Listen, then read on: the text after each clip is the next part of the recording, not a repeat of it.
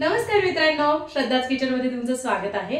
आज आपण करणार आहोत नाचणीचे बिस्किट किंवा कुकीज। तर चला पुढे जिभेचे चोचले।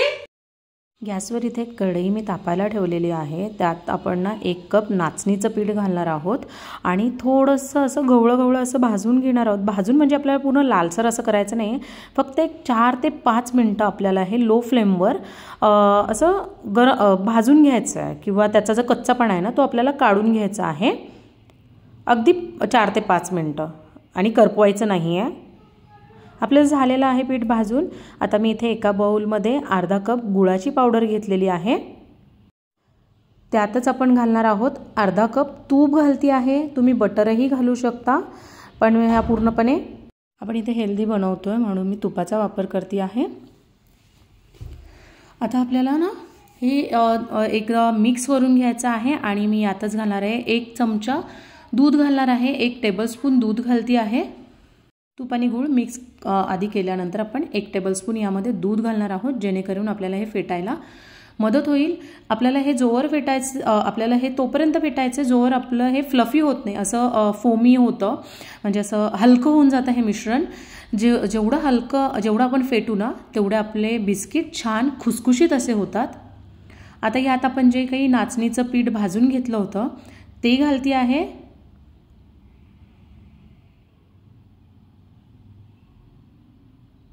तुम्ही या पूर्णपणे नाचणीच्याही करू शकता। यातच मी आता अर्धा कप गव्हाचं पीठ घालती आहे। त्याचबरोबर घालणार आहे अर्धा टीस्पून बेकिंग पावडर घालती आहे। कोकोआ पावडर घालती आहे 1 टेबलस्पून। तुम्हाला जो फ्लेवर हवा आहे तो तुम्ही ॲड करू शकता। आणि अगदी चिमूटभर असं मीठ घालती आहे। जसं की मी आधीच्याही व्हिडिओमध्ये तुम्हाला सांगितलेलं आहे, जेव्हा आपण केक किंवा असे गोड पदार्थ बनवतो तेव्हा आपण चिमूटभर मीठ टाकले की त्याची टेस्ट आणखी वाढते। आता आपल्याला हे छान मिक्स करून घ्यायचं आहे। तुम्ही हाताचाच वापर करा, कारण की काय होतं, जेवढी आपली गरमी त्याला मिळते तेवढं ते डो छान बनतो आणि मऊसूत बनतो। आता हे कोरडं वाटतंय म्हणून मी अगदी 2 ते 3 टेबलस्पून दुधाचा वापर करणार आहे, पण हे एकदम घालायचं नाहीये, नाहीतर एकदम चिपचिप होऊन जाईल किंवा पातळ होईल। म्हणून मी हळूहळू थोडं करून यात दूध घालते आहे। हे दूध घालून आपल्याला एक छान असा गोळा होईस तोपर्यंत छान मिक्स करून घ्यायचा आहे। अशा प्रकारे गोळा तयार झालेला आहे। आता आपण याचे बिस्किट्स तयार करायला घेऊ।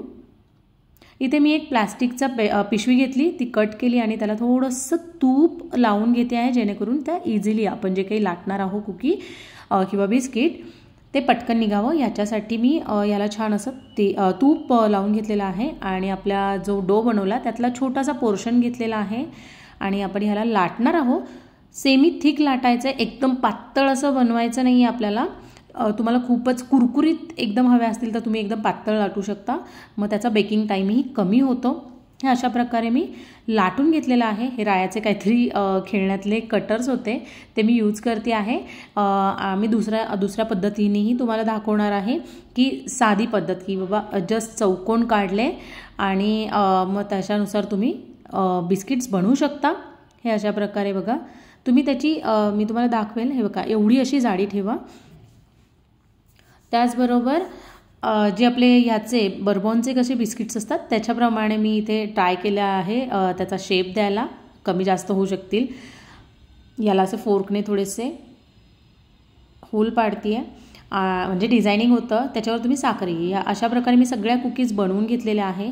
इथे मी ओव्हन 180 डिग्रीवर 10 मिनिटासाठी प्रीहीट करायला ठेवलेला होता। आता आपल्याला या कुकीज 180 डिग्रीवरच 10 ते 12 मिनिटं आपल्याला ह्या बेक करून घ्यायच्या आहेत।